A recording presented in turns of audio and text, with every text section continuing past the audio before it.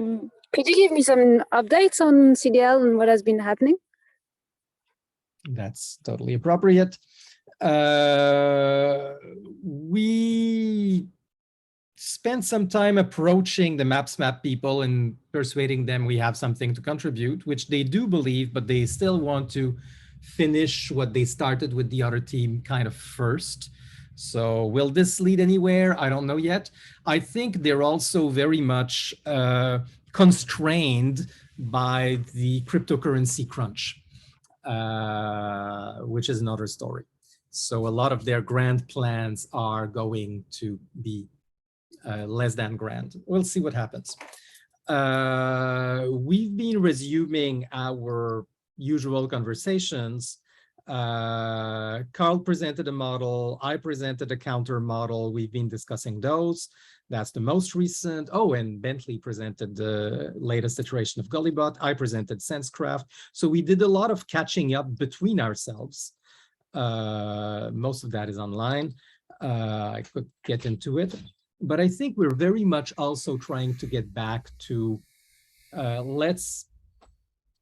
we've been discussing a lot of these concepts forever. Let's get models going so we can start agreeing on code and formats.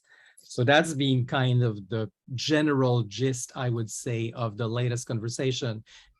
Anybody has another perspective? I have something else to contribute after that.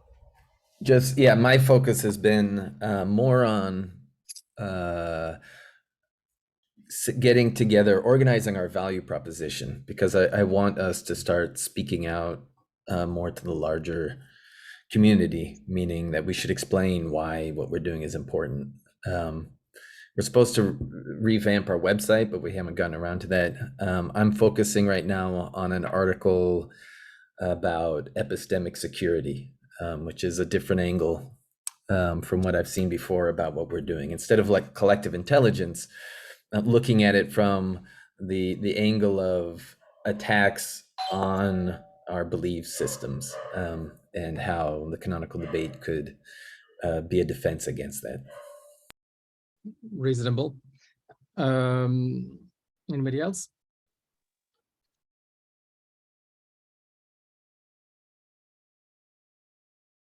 May I ask why do you know why we still can't find your text on the Maps It's there. It's website? there. Where is it? Let me see. Is it obvious or not? It should be. Canonical Debate Lab, white paper, Collective Intelligence Design Challenge is a second link on the site. Okay, didn't look well. Sorry. And your name is there. Yeah, I saw it on the CDL website, but it's because I've been talking to you guys, and they get interested by what I'm telling them. Yeah. But yes, the site needs a bit of a revamp, and I think that Tim is right to focus on communication. I also need to write more, but right now I'm still trying to solve a few conceptual puzzles. Okay, one thing I want to point out, I've been reading a lot of, no, not a lot. I've been reading the book on how minds change by the, I don't know, what's his name again, Mac Randy, the You Are Not So Smart guy. It's this infuriating Gladwell style popular sci writing, but the content is really interesting. And one point he made, which I found absolutely fascinating, that, and I invite you to read the book.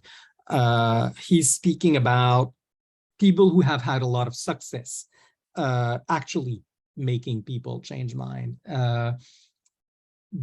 helping people change mind. And it's very much individual, story-based, with a lot of openness, and I want to listen to your story, and here's my story, and sharing stories, and not judging, and no facts, no arguments, no logic, purely, but a lot of epistemic questioning. What made you believe that? Do you remember what made you believe that? Or makes you certain of this? Why not more certain? Why not less certain? And getting people to review their reasons for belief, and not telling them they're wrong about it, just giving them a chance to review and exposing them to another story. Again, not with hey, here's why you're wrong, but okay, your story led you to believe this. This is which story led me to believe otherwise, which is fine. Very interesting. But something else he said, which fascinated me, is he said, if you look at human cognition from the standpoint of cognitive bias, and especially confirmation bias, individual human cognition is crap. But if you look at it from the standpoint of many people, small scale social cognition, like there's a few people in a small group and everybody's pushing one agenda, so they're confirmatory within themselves, but they're confronting in the group and improving in the group, it's actually very efficient. And not questioning everything you think is obviously an optimization, but confronting socially is also actually quite good. Thank you for the link, Bentley. That's the one. That's the book I'm almost done reading. I'm not one chapter left. I recommend it. It's quite fascinating from the standpoint of our epistemic stance. Over. That matches what I've been reading in the academic papers on misinformation and disinformation. Okay. Which is exactly that, communities, even online communities and that sort of thing, whether they're having good, good results in terms of fact finding and that sort of thing, or bad results, in other words, misinformation takes a hold, depends a lot on essentially their epistemic practices, their social norms in terms of checking information and challenging each other and that sort of thing, which is why like the scientific community is supposedly one of the best, is because it has very strong epistemic system around it, right? But even in just social communities online and whatever, each community, depending on how good its norms are, affects how it handles misinformation and belief. And of course, there are cases where social cognition fails, and that's when identity is threatened, and your standing within your subcommunity is threatened by changing your mind. And this is, of course, the problem of large-scale internet, where everybody can find a bubble of people who will reinforce whatever belief and make it into an identity item. But it's possible to reach across these things with a human contact, is the message of the book. Very fascinating.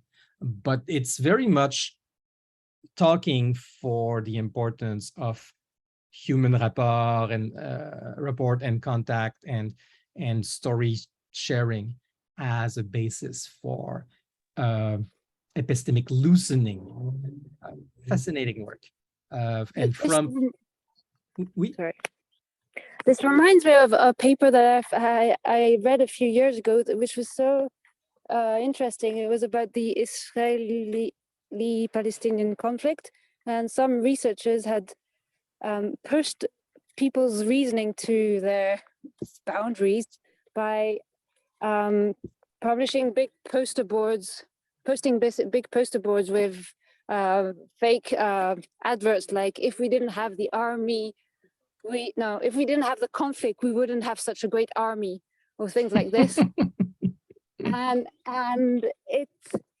they tested. It was just a year before some elections, and they managed to test somehow the difference between two close by cities, and the argument was that it had changed people's point of view, and the effect was just making people feel feel that they can't be that extreme, and coming to their own conclusions about something by being That's interesting. Yes. exposed to questions and answering themselves, giving themselves. They were the ones sort of formulating the questions. Do I really think that the conflict allows me to have a greater army, and is that really a good thing? And then they find their own answers to that question, and that was made a big difference compared to just telling them you're excessive. Very interesting. Very interesting.